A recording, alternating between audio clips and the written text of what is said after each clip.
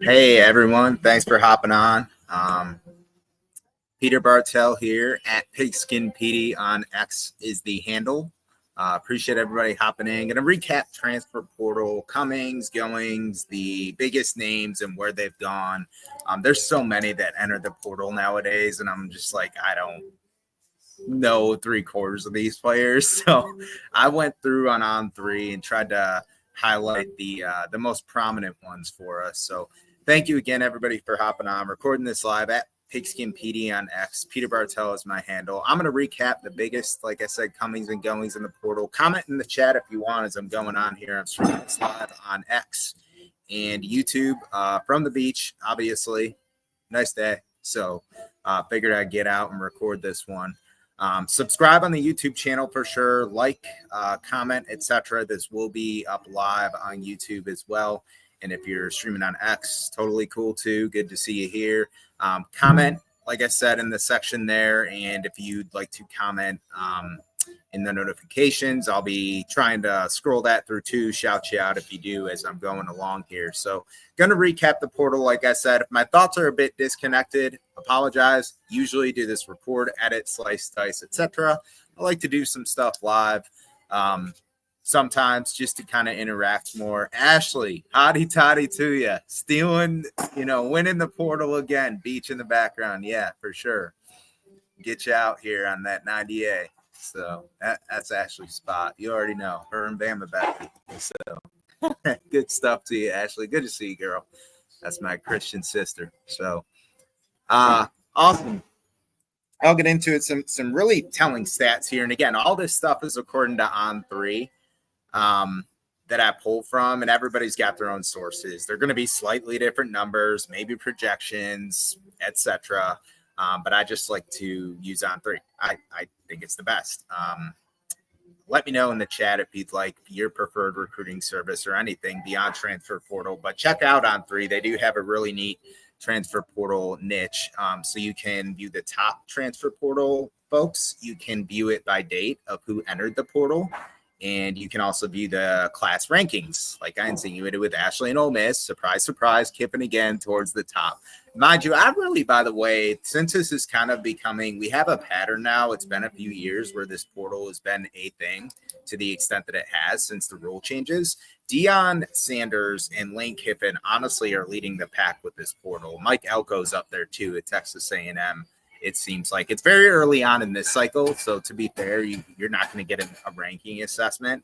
But it seems like Deion and Ole Miss with Kiffin have a very similar model as to like not necessarily rely heavily on high school recruiting, but mix and match and have some of those prominent players from the portal as well. Jackson Dart can be an example from Ole Miss, and then Travis Hunter and Shedeur Sanders can be examples at Colorado, right? Granted, Shedeur and Travis came to Colorado not necessarily via the portal. Like, yes, they did, but it was because of a head coaching change. Technically, Dart did too to Ole Miss, but you get what I'm saying, right? It's definitely changed the game, and I think guys like Kiffin and Deion are realizing that, like, I'm not going to put all of my energy, effort, time into the high school rankings because I understand like how it looks, but then like look at Alabama right now, right? Like Justice Haynes, 5-star recruit, all everything. They lost him after 2 years. Jackson Arnold I have a bunch of names written down. Jackson Arnold at Oklahoma. He was the second best prospect out of Texas, quarterback wise, and now he's gone at Oklahoma after 2 years, right? Redshirt freshman year, true freshman year, where he didn't see the field beyond one start in the bowl game, and now this year where he tinked and tanked. So it's like, okay, I think that's what Kiffin and Deion are looking at. Like, how much is it worth spending that much time versus portal? You kind of get them later. Yeah, high school recruits are still valuable, but to what extent, right? Like, yeah, keep your in-state kids in state. Like, I think Ole Miss, for example, has a good class in state this year. The past couple of years they have under Kiffin. Beyond that, he's really open to the portal. So numbers here, and comment in the chat if you'd like to, what you're excited about with this transfer portal. Do you like it, dislike it, etc.? I know I tweeted out recently on it too. But good to have everybody here. And feel free to subscribe, comment on YouTube as well. 2024, 3,312 players entered the transfer portal. 2,248 signed, so to speak, or ended up at other destinations. That means over 1,000 did not. That's crazy. That's wild. So that means 1,000 guys planned to play college football and didn't end up playing college football. Because essentially, why are you going to enter the transfer portal if you don't plan on keeping on playing? You just retire, so to speak, right? If you're done playing, you're done playing. There's no need to enter the portal. So this is not like the 4 and 5 stars, like the Jackson Darts of the world, the Justice Haynes, the Caleb Downs, the Quinshon Junkins. Like obviously all of those guys are going to get offers somewhere else. What this group is the C-list and D-list players, you'll call them. They think there's a spot. They're confident there's a spot, but you don't really know the market. It's kind of like similar to the NFL draft or the MLB draft or hockey or whatever, right? Like these guys are in college. We'll go with NFL. And they just hearsay like, oh, you're going to get drafted in this round or that round or this round or that round. And then they trust that because, mind you, with college players, it's a bit different now with NIL, but traditionally they haven't been able to hire an agent. So they think they're going first or second round. They get to the draft and they go undrafted. Oops, can't go back to college now because I hired an agent kind of thing. Entered the draft, entered my name in the draft, right? Technically, it's not agent. It's entering your name in the draft. That gets you like officially pro and you can't go back. So essentially that's what's happening to kids now at the college level. Like they just think that they're going to get an offer and it's all need, right? Like maybe a school did have you and now they don't have a need. It's the same as incoming freshmen, juniors, when they're offering scholarships. They pull scholarships, they offer scholarships because of other guys committing, decommitting, signing on the dotted line to other schools. So 3,312 in the 2024 class entered the portal according to On3. 2,224 actually selected a school. So let me know what you think about that number. I think it's pretty staggering that it's sad, that guys are doing that. Now they have adjusted the portal because last year it was you can enter however many times you want, basically. Now they've sanctioned it somewhat, which is good, to you can transfer one time without reason, etc. And that's it. Unless there's a head coaching change, etc., then you have to have that reason, right? Head coaching change, graduation, etc. if you wanted to enter a second time. So it's better than it was last year, but it's still not better than it was, right? And I tweeted that out a while ago, and a few people agreed. Like, I want the days back where you sign on the dotted line on a high school, and the only two ways you can transfer after that are head coaching change or graduation. So graduation's off the table for at least 2 or 3 years, right? And head coaching change is probably 90% chance off the table in your 3 or 4 years, right? Unless there's a head coaching change. I shouldn't say that high of a percent, but you guys get what I'm saying. 3,312, man. And I'll look at the rankings real quick, and then I'll identify individual players, name some individual players. Let's see. For 2025, the rankings right now, at Ole Miss is second, Texas Tech is first, then this is transfers in. Auburn is third, Kansas fourth, Minnesota fifth. I'll stop there. Like I said, this is going to change dramatically. This portal's not even close to closing. A lot of guys, big names, have not committed. But it's interesting too. I'm noticing here On3 has a transfers out and in section. So like Texas Tech, for example, number 1 has 5 in, 10 out. And it gives you an average rating on their in and out. I'm not going to get into the analytics here. I want to get to the names, mainly the highlights. Ole Miss has 6 in, 9 out. Auburn has 4 in, 12 out. Auburn, by the way, depleted quarterback room. Depleted. So I didn't know till this morning that Walker White transferred too.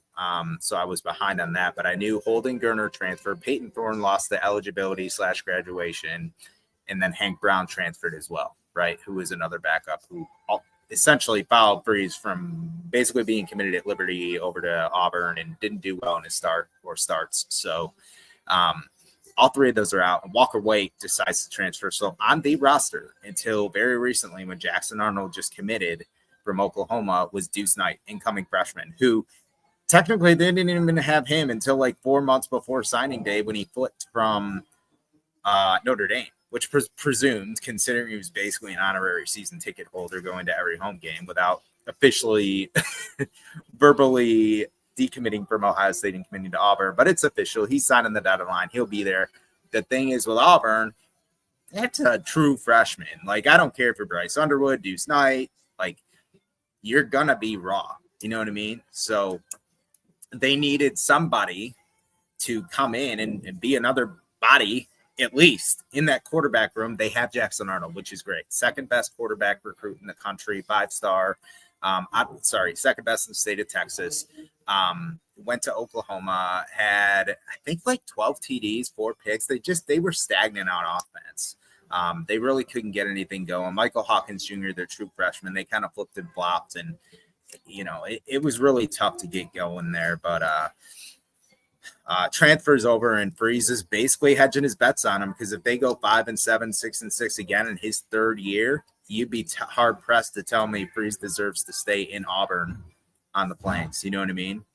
They ended the year strong, and quite frankly, I think in Auburn's defense, they were close in a lot of games this year. Like, they were right there. They just didn't really start closing the deal until that Texas A&M game you saw, and I thought they would beat Alabama. They didn't. It seemed like they really held kind of tough, though.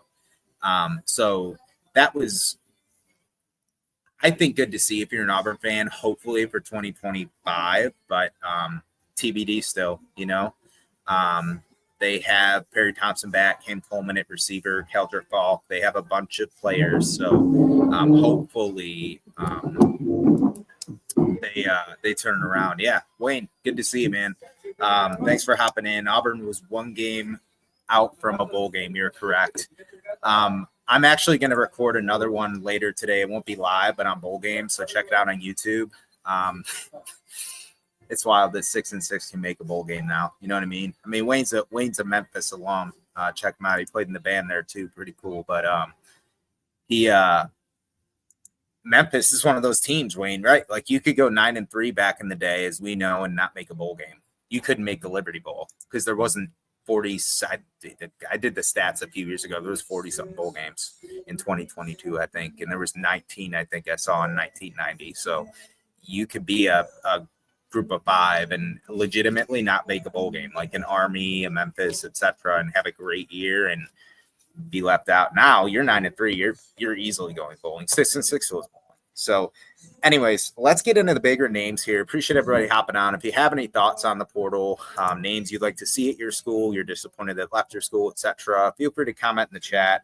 The first name I have is Eric Singleton Jr. He's the top one in the portal. So he came from Georgia Tech, and really speedy receiver, really, really versatile. They used him very well this year in Brad Key's offense. You remember he made some big plays down the stretch against Georgia. I'll spotlight that game because that's probably the one most people know nationally, because it wasn't a national spotlight. That 8 overtime gem that kept us up until College game day started Saturday morning. Jokingly, not jokingly, right? It went really late, but I was surprised, man. And that's the unfortunate thing. I'm not saying I agree with this portal just because I'm creating an episode. It is what it is. We got to keep track, right? So that's one that's really unfortunate, because I saw Eric Singleton is through and through Georgia Tech Yellow Jackets. Singleton is projected. I got the page up here, so bear with me as I'm recording live and going through it. Singleton is projected to either Ole Miss or Auburn. I knew Ole Miss was in there. I'd like to see him in Ole Miss, honestly. That I know he's really, like, he is a receiver deemed, and that's how they used him at Georgia Tech, but he's an athlete. I think he would really fit better for Kippen's system. But let me know what you think there. Also, Auburn's got a crowded receiver room. They do not have a crowded QB room, but they have a crowded receiver room, so it might be tougher to get on the field there. We all have seen Kippen's offensive creativity. It just makes a lot of sense that he would end up at Ole Miss. Kevin Concepcion is actually second in the transfer portal rankings. And by the way, I am not going like 1 through 15 here. I think I have 10 names listed. this is not 1 through 10. I'm not going to give the rankings by number for each individual one.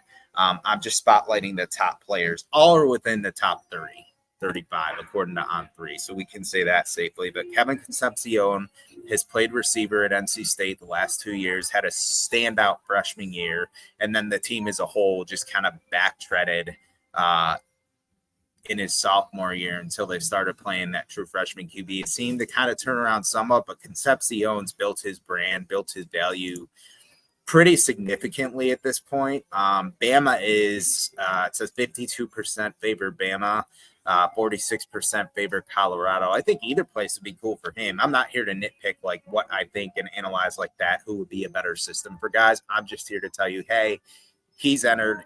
This is where he's committed, or this is maybe I may mention where he may be going, not where I think and why and fit necessarily and all that beyond the top couple guys. But I think either one would be great for Concepcion just based on his skill set. Honestly, I'm pro Colorado on this. As much as I want to be SEC, I think just seeing what the board did not do with that offense this year, you'd be hard pressed to not see Concepcion do well at Colorado, right? They're going to have a different QB situation, but good stuff. So good to see you guys in the chat, Wayne. Thanks for shouting out Swig. Who is Bama bringing into the portal? So Concepcion's one that we saw. I haven't really seen Swig any other big names, honestly, from Bama that I've seen maybe swing. But anybody feel free to comment in the chat. Thanks all for hopping in.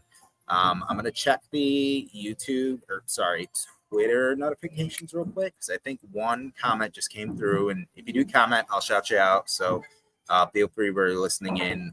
Tony said OU will continue to suck. Well, I mean, Arnold was a good example of that. I think preseason, Tony and I might have talked. And we were on different sides. I was Team Venables, and I don't think he was, which 2024, he was right. So, and that's when we had this combo. So good on you, Tony. Their win-loss total, which I also preseason thought was low, was 7.5. They didn't even come really close. Pathetic bad QB play. So Tony's onto something. We'll see. I hope they get it turned around. I do think Venables is the guy for the job. It's a good defensive hire. We just got to see if he gets it right. Nick Anderson, by the way, one of his other receivers, is also transferring. And they had another key name. For some reason, it's escaping me at the moment, but he just announced he's coming back instead of opting for the draft. He was hurt a lot this year. It'll come to me throughout the episode, but he's another big receiver at OU. Michael Hawkins Jr. is there, and they have another big freshman coming in as well. But thanks for shouting it out in the chat, Tony. Anybody else wants to respond in notifications, respond in the comments here on the video, feel free, and I'll shout you out as we're going along. So let's get into some more names in that portal. Micah Hudson, former 5-star receiver in the class of 2023. Third in the portal, enters commitment to transfer from Texas Tech. That was a big get for Texas Tech this year. 5-star receiver. It just didn't work out. He's hitting the portal, and he's locked in at Texas A&M. So Elko, again, I think Elko finished like 3rd or 4th class-wise in the portal last year. He's getting another big one. They got Terry Bussey, a stud freshman athlete who played more and more this year, will be a sophomore next year. I don't know what side of the ball they're going to use him on, if it's both, etc. I really have felt like since preseason, Travis Hunter was going to start a trend of seeing more two-way players, and I saw that a little bit with Bussey. I hope that continues. Boot Carter at Tennessee was recruited as an athlete. However, he was he was only used in the secondary this year for the ball. So I think they're going to keep him one way, but I really would like to see guys more two ways. Like Terry Bussey, etc. But anyways, Micah Hudson, receiver through and through, locked in at A&M. That should be a good receiver room moving forward. And it's good on Elko too, right? He's obviously got some emphasis on defense and offense and not just sticking to one side of the ball. I am recording live here, so if there's moderate background noises or anything in the background, bear with it. Hey, It's the cool part, right? I just want to give my audience different scenery, different settings. It's boring seeing me sit in front of my couch every time or in another room every time. Williams Winery is another big name in the portal out of Missouri, former 5-star, geographically out of the state of Florida. Went to Missouri for Eli Drinkwitz this past year, former 5-star, like I said. Only got 38 snaps this year. I did hear some rumors that his discipline, not discipline, that's not fair to say. The right word is preparation and practice and all that was subpar. Therefore, he didn't see a lot of on-field time as much as he would like. So he's transferring to Nebraska. So we'll see how that goes. These five stars on everything. You look at Jackson Arnold for different reasons this year, but kind of similar. These guys just don't always put up. I think the thing is too, like, urgency nowadays is a thing. And we have to realize these are still 18-year-old freshmen when they're entering. Terry Bussey and Ryan Wingo at Texas, Terry Bussey at A&M are two examples of receivers this year that weren't like Ryan Williams, weren't like Cam Coleman, starring from day one.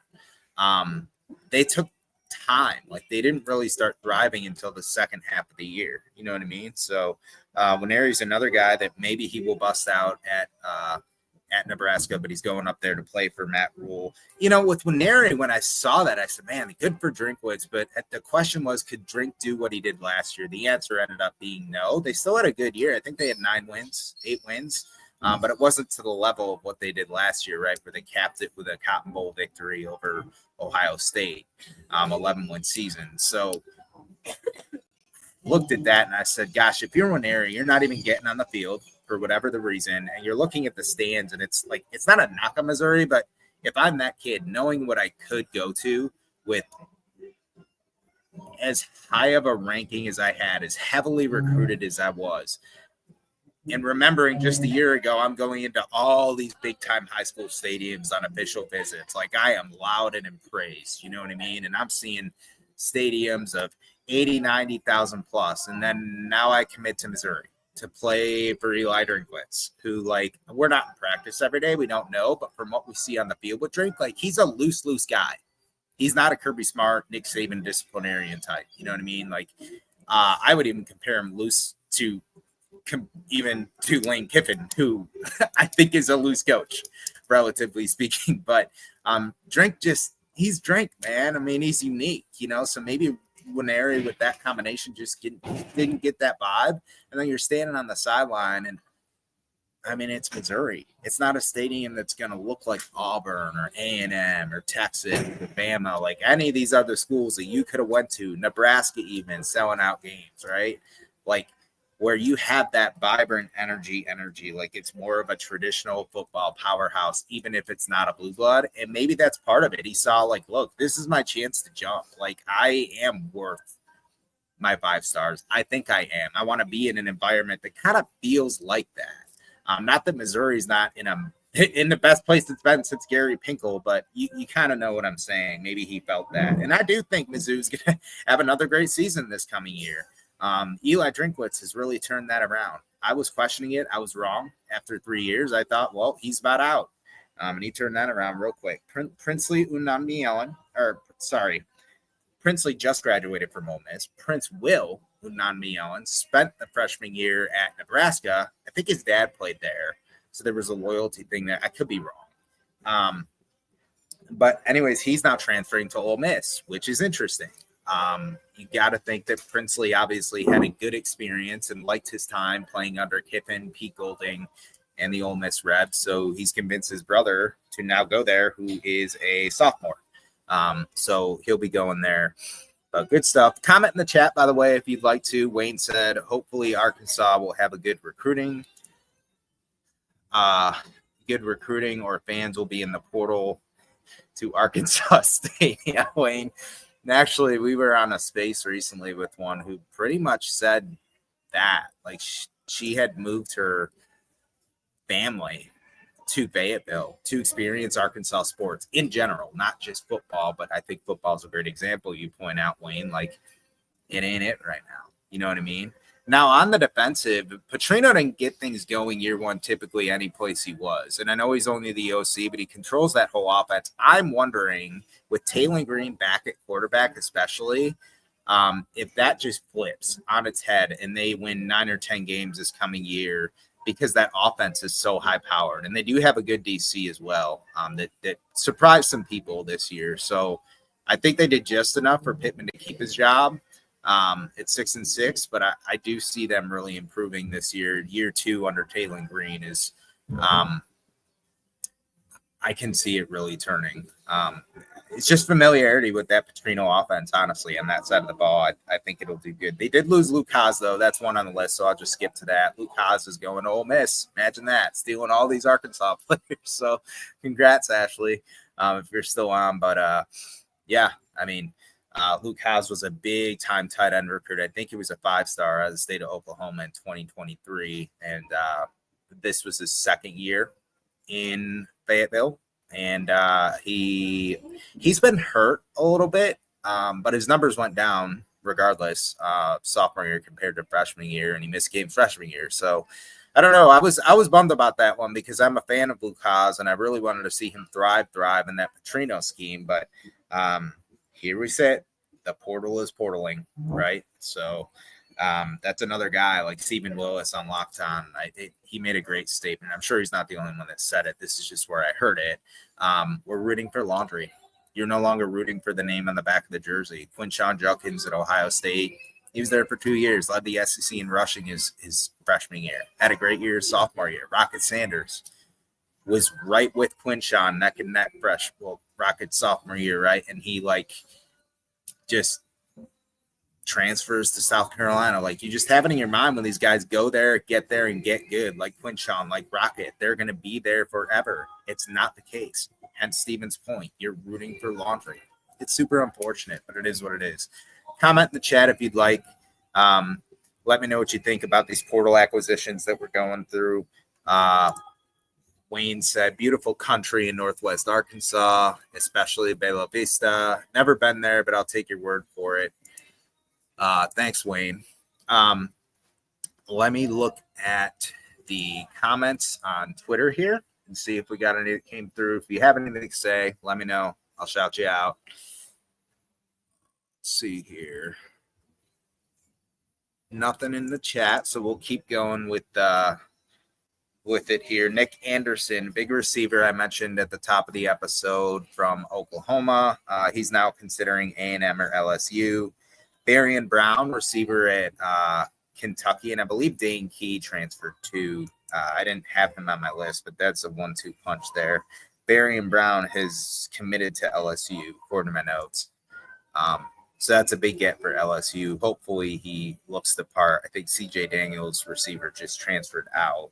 Justice Haynes is a huge name, presumably going to Ole Miss. So we'll see there. I think Ole Miss would make a lot of sense for Justice. I mean, he saw what Quinshon did. He saw what Kiffin could do with running backs that actually play. And Wayne, let me know if you know anything, because Wayne knows a good bit. Follow Wayne, follow Ashley too. But Ashley and I have talked. Her and I we didn't know anything, but like Ulysses Bentley the fourth. He was supposed to be the dude at the beginning of this year for the Rebels. Logan Diggs had transferred him from LSU, but he had that ACL, so he didn't play all year, right? And they had a list of other running backs, but presumably as he was returning Bentley and had, I think, 700 yards a year before, like he was supposed to be the man.